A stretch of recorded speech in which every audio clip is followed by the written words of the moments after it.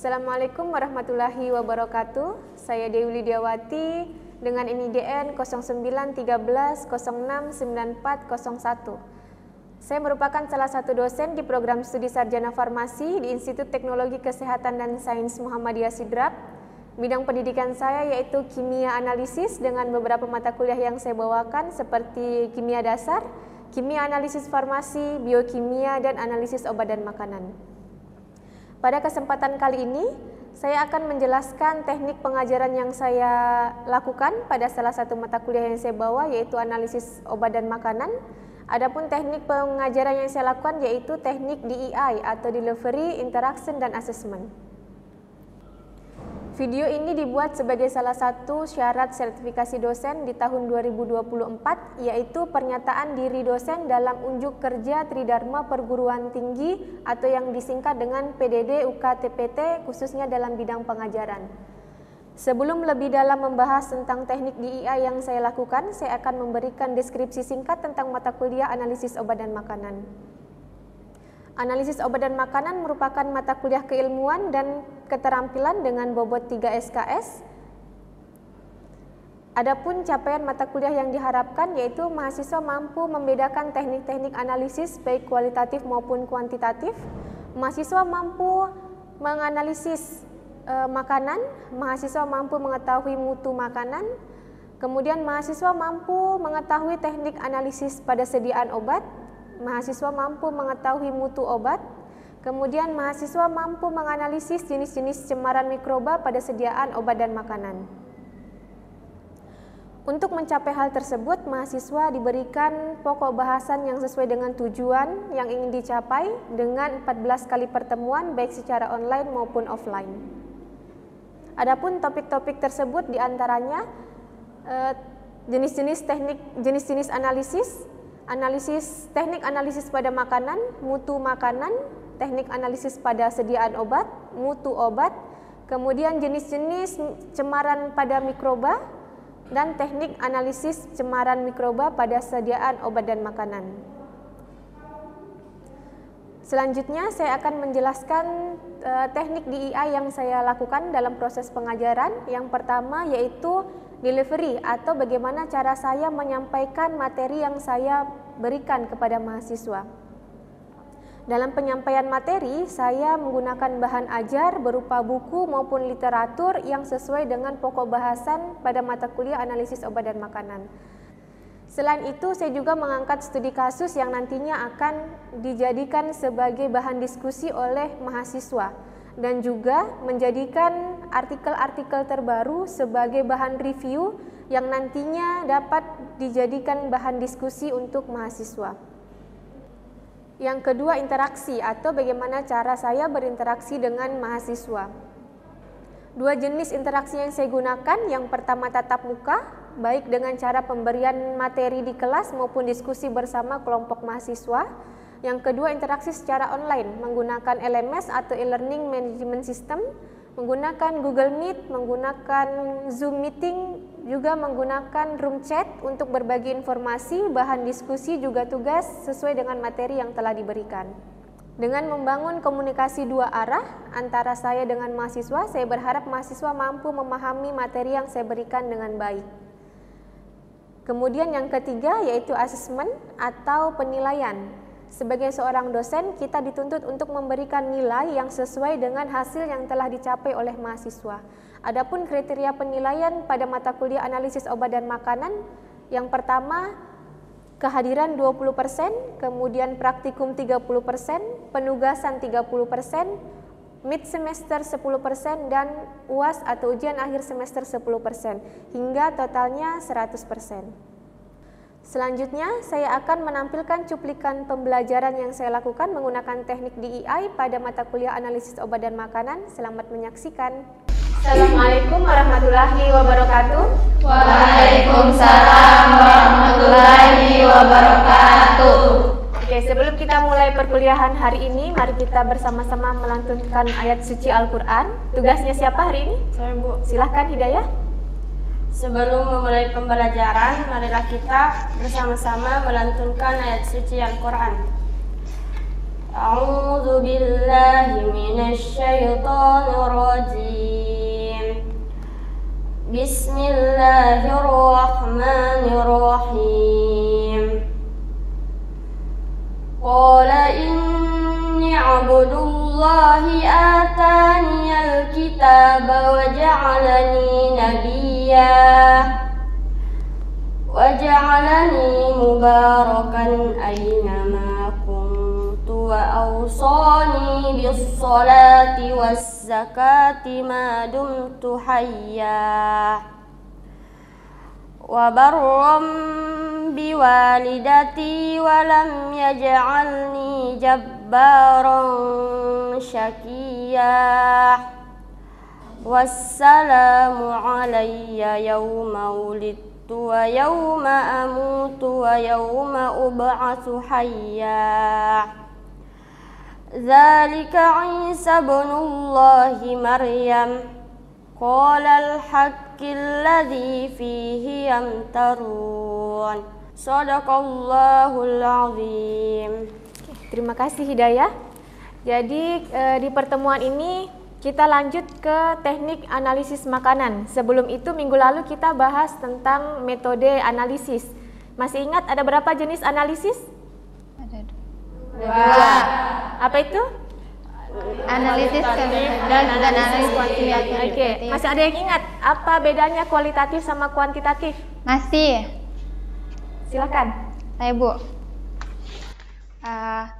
Analisis kimia kualitatif itu suatu rangkaian pekerjaan analisis yang bertujuan untuk mengetahui keberadaan suatu ion, unsur, atau senyawa kimia lain baik organik maupun anorganik pada sampel. Sedangkan analisis kimia kuantitatif yaitu suatu rangkaian aktivitas atau pekerjaan analis yang bertujuan untuk dapat mengetahui jumlah pada suatu unsur atau senyawa dalam suatu sampel. Terima kasih. Terima kasih Tika. Jadi ingat bedanya, kalau kualitatif hanya untuk mengetahui ada atau tidak. Kalau kuantitatif kita sudah tahu berapa massa yang ada atau berapa gram senyawa itu ada dalam sampel. Oke, thank you. Sekarang kita lanjut ke teknik analisis makanan. Jadi tujuan perkuliahan kita hari ini itu untuk mengetahui metode-metode apa saja yang bisa kita gunakan untuk menganalisis makanan, juga untuk mengetahui kenapa harus dilakukan analisis pada makanan. Jadi analisis bahan makanan dan minuman adalah kegiatan yang dilakukan untuk mengetahui kandungan yang terkandung dalam makanan. Analisis makanan dan minuman dapat dilakukan dengan cara uji fisika, kimia, nutrisi, dan indrawi atau yang biasa disebut dengan Uji organoleptik. uji organoleptik. Oke. Beberapa teknik analisis tersedia untuk melakukan penilaian sebagai karakteristik produk makanan dan minuman dalam hal struktur, komposisi, sifat fisikokimia, dan karakteristik sensorisnya. Teknik analisis ini banyak digunakan oleh produsen bahan makanan, peneliti, dan analisis makanan yang berdedikasi untuk menghasilkan kualitas produk, keamanan, dan efisiensi proses. Tujuannya untuk memastikan kualitas produk, untuk mendeteksi metabolit beracun, untuk menentukan nilai gizinya, menentukan kadar suatu makanan, mengetahui senyawa yang terkandung. Jadi ini adalah tujuan kenapa kita harus menganalisis makanan. Jadi kita mau tahu senyawa apa yang terkandung, bagaimana kualitas produknya, bagaimana nilai gizinya. Kemudian menentukan kadar dalam makanan itu, kadar gulanya berapa, kadar vitaminnya berapa, dan seterusnya. Kemudian dasar pemilihan prosedur, seperti yang kita tahu ya, prosedur untuk analisis makanan dan minuman itu banyak. Nah, kita bisa menggunakan metode analisis ini untuk menentukan metode apa yang cocok. Yang pertama, mengetahui dasar komposisi suatu bahan yang akan dianalisis. Kenapa ini penting? Karena ada beberapa bahan yang mungkin mudah rusak dalam suhu panas. Misalnya protein. Jadi kalau kita mau uji protein, jangan memilih metode yang menggunakan suhu panas karena itu bisa merusak senyawa yang terkandung. Yang kedua, berapa tingkat ketelitian yang hendak kalian ketahui. Kalau kalian cuman mau tahu ada atau tidak, jangan dilanjut ke metode kuantitatif. Jadi cukup sampai ke kualitatif saja karena kalian cuma mau tahu ada atau tidak. Jadi itu maksudnya poin kedua, tingkat ketelitian yang kalian kehendaki. Yang ketiga, seberapa banyak sampel yang tersedia. Jadi ada beberapa sampel yang harganya relatif tinggi atau bahkan susah didapat. Jadi silakan pilih metode yang menggunakan bahan atau sampel dalam jumlah yang sedikit. Kemudian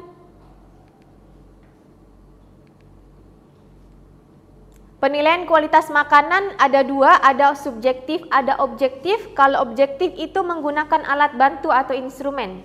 Contohnya uji fisika.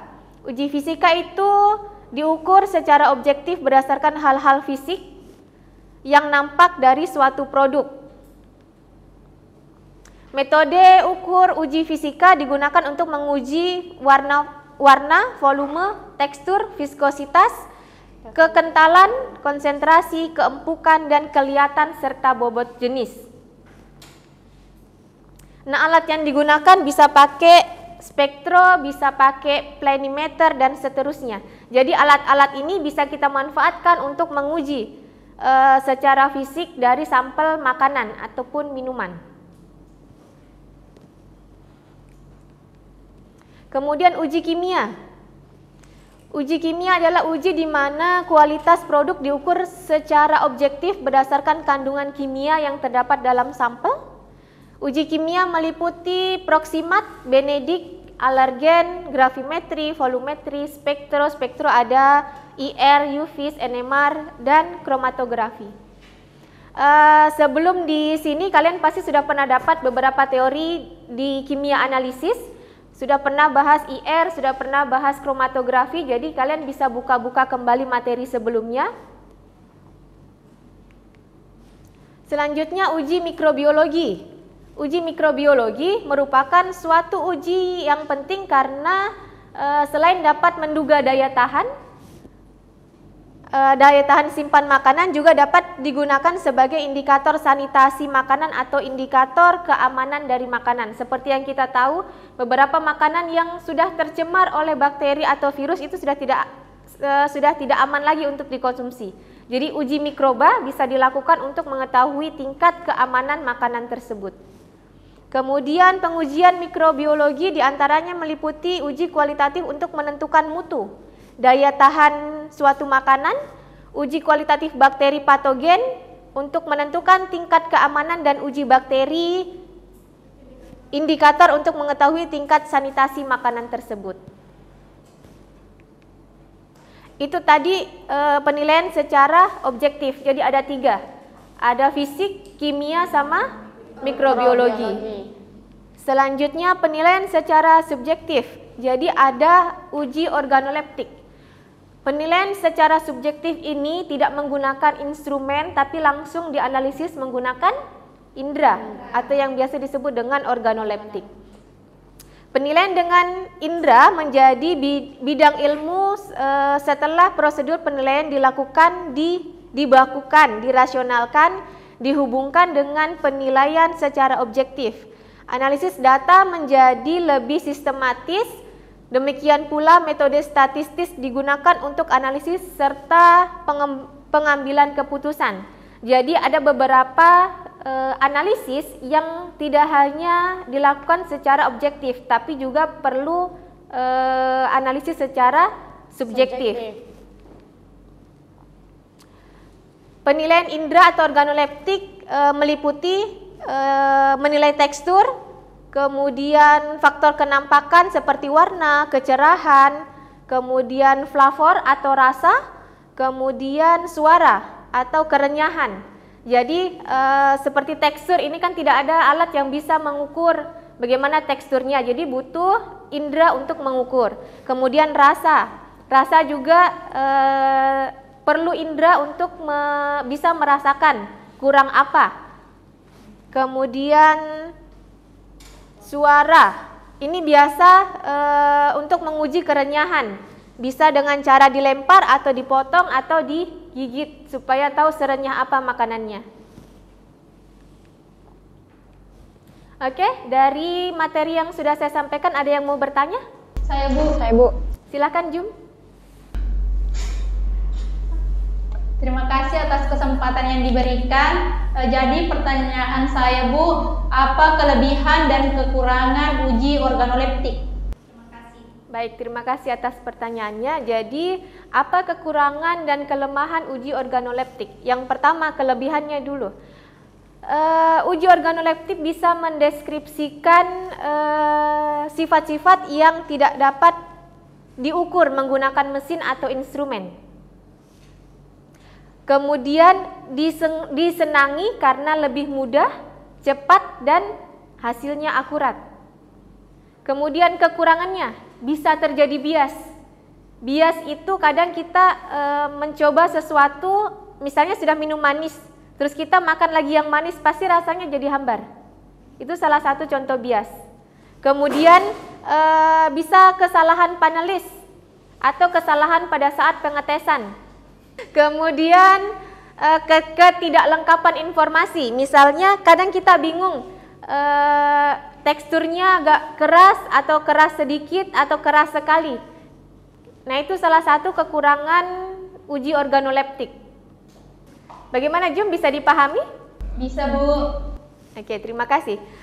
Kita lanjut ke contoh jurnal tentang analisis makanan dan minuman. Jadi jurnal ini saya terbitkan awal tahun lalu tentang analisis kadar klorin atau pemutih pada beras setelah dan sebelum dimasak menggunakan metode iodometri.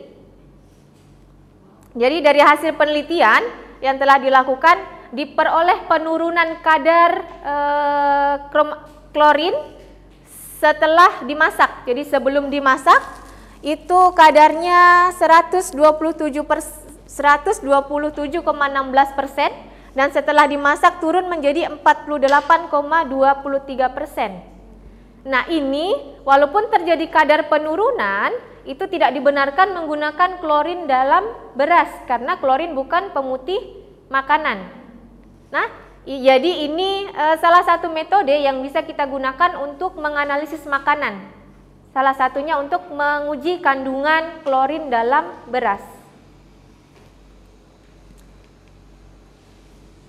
Oke, masih ada pertanyaan? Saya Bu. Silakan Lisa. Baik, langsung saja. Pertanyaannya yaitu apa metode lain yang digunakan untuk menguji keberadaan mikroorganisme dalam makanan? Oke, terima kasih atas pertanyaannya. Jadi uji yang umum dilakukan untuk uji mikroorganisme yang paling umum ya, banyak metode. Tapi yang paling umum itu bisa reaksi polimerase, ada imunosai sama media kultur. Media kultur ini yang paling sering kita lakukan di lab. Kenapa? Karena selain mudah dilakukan, cepat, kemudian bahan yang digunakan juga relatif terjangkau daripada prosedur yang lain. Masih ada pertanyaan? Sudah dipahami tentang uji mikrobiologi? Sudah paham Bu. Oke, terima kasih. Ada pertanyaan lain? Tidak ada Bu. Oke, kalau sudah tidak ada yang bisa menyimpulkan dari pertemuan kita hari ini? Saya Bu. Oke, silahkan Rahmatullah. Oke, berdasarkan materi yang tadi Bu sampaikan itu dapat saya simpulkan bahwa analisis makanan itu adalah kegiatan atau pengujian yang dilakukan untuk mengetahui kandungan atau senyawa yang terdapat dalam bahan makanan. Nah, pengujian yang bisa dilakukan itu dapat berupa uji fisik, uji kimia, sama uji mikrobiologi. Nah, uji fisiknya itu dilakukan untuk mengetahui sifat fisiknya dari bahan makanan seperti warna, tekstur, volume, dan lain-lain. Kemudian untuk uji kimianya itu dilakukan untuk mengetahui kandungan kimia yang terdapat dalam makanan seperti kadarnya asam lemak, kadarnya lemak, protein, karbohidrat, maupun gula reduksi dari bahan makanan. Kemudian yang ketiga itu uji mikrobiologinya dilakukan untuk mengetahui mutu dari bahan makanan atau tingkat keamanan dari bahan makanan yang dilakukan pengujian. Mungkin hanya itu, Bu. Terima kasih. Oke, terima kasih atas kesimpulan yang telah diberikan. Kalau sudah tidak ada pertanyaan, kita tutup pertemuan hari ini. Minggu depan kita akan bahas tentang teknik analisis pada obat. Ya, jadi cukup sekian pertemuan hari ini. Kita akhiri, kurang dan lebihnya mohon dimaafkan. Assalamualaikum warahmatullahi wabarakatuh. Waalaikumsalam warahmatullahi wabarakatuh. Baik, itulah tadi cuplikan pembelajaran yang saya lakukan pada mata kuliah analisis obat dan makanan. Semoga bermanfaat. Saya ucapkan terima kasih. Assalamualaikum warahmatullahi wabarakatuh.